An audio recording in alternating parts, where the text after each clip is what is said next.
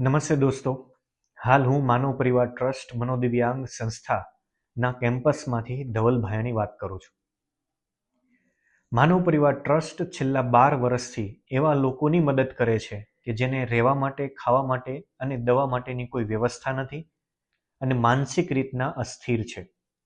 આવા લોકોને સંસ્થા ખાવાનું, રહેવાનું અને દવાની વ્યવસ્થા છેલ્લા 12 વર્ષથી કરતી આવી છે.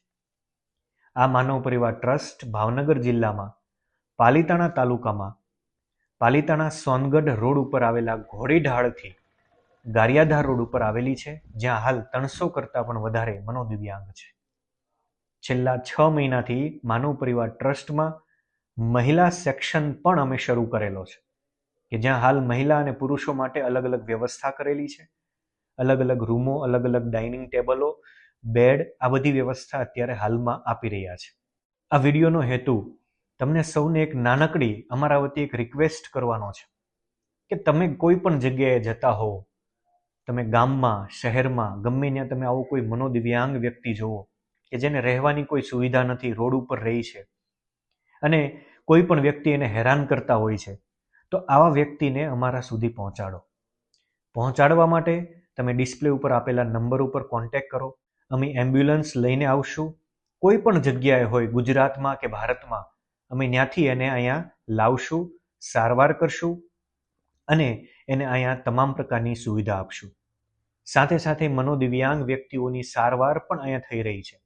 જેમ જેમ એની સારવાર સારી થતી જાય છે એમ એના ફેમિલી મેમ્બરોને પણ અમે ઇન્ફોર્મ કરતા હોઈએ છીએ અને એ વ્યક્તિ આનાથી પાછા પણ એને લઈ જતા હોય છે.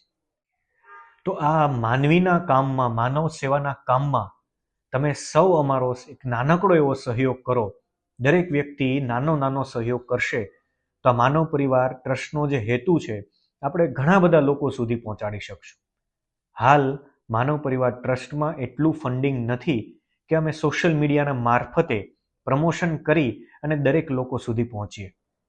એટલા માટે આ એક વિડીયોના મારફતે તમને સૌને એક રિક્વેસ્ટ કરીએ છીએ કે તમે તમારા ફેસબુક, ઇન્સ્ટાગ્રામ, વોટ્સઅપ ઉપર જો આ વિડીયો મૂકશો તો અમને એક બહુ મોટી સહાય મળશે.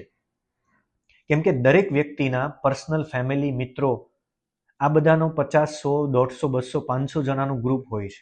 જો તમે એક વિડીયો 24 કલાક માટે અમારો મૂકશો તો અમને 50, 100, 500 જણા લગી અમારી કનેક્ટિવિટી બનશે, અમારી માહિતી જશે અને એ 500 જણા જ્યારે રોડ ઉપર નીકળતા હશે તે માનવ પરિવાર ટ્રસ્ટની આંખ અને કાન બનશે.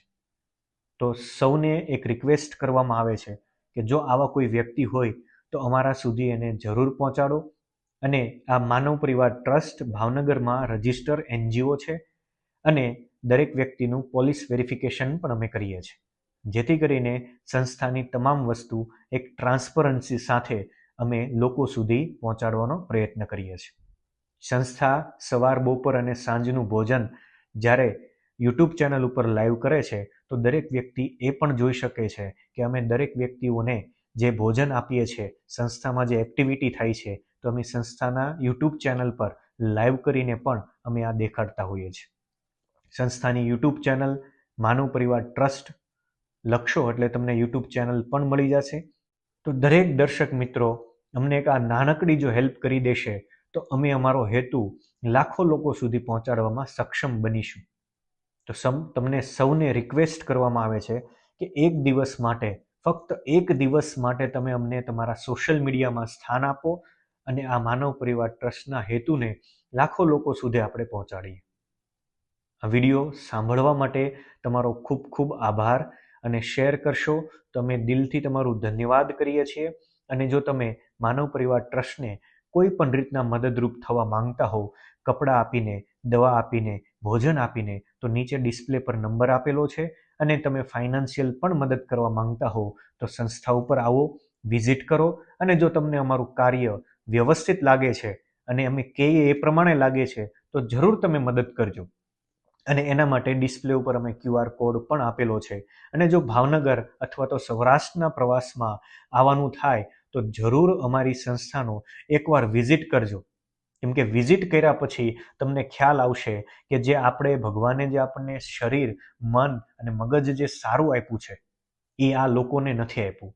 તો એ લોકોની જે સેવા કરવી એ કેટલી અમારા સેવાભાવી વ્યક્તિઓની કેટલી આકરી એક પરીક્ષા છે, અને તમે જ્યારે નજરથી જોશો એટલે તમને પણ ખ્યાલ આવશે કે આ માનવ પરિવાર ટ્રસ્ટ જે આ 300 કરતાં પણ વધારે પુરુષો અને મહિલાઓને જે સવાર સાંજ અને બપોરનું ભોજન આખું મેન્ટેન કરે છે એ કઈ રીતના કરતી હોય છે. તમારો ફરી એકવાર ખૂબ ખૂબ આભાર. સોશિયલ મીડિયા ઉપર તમારો આ વિડીયો અમારો મુકાય એવી આશા સાથે. જય હિન્દ, જય ભારત.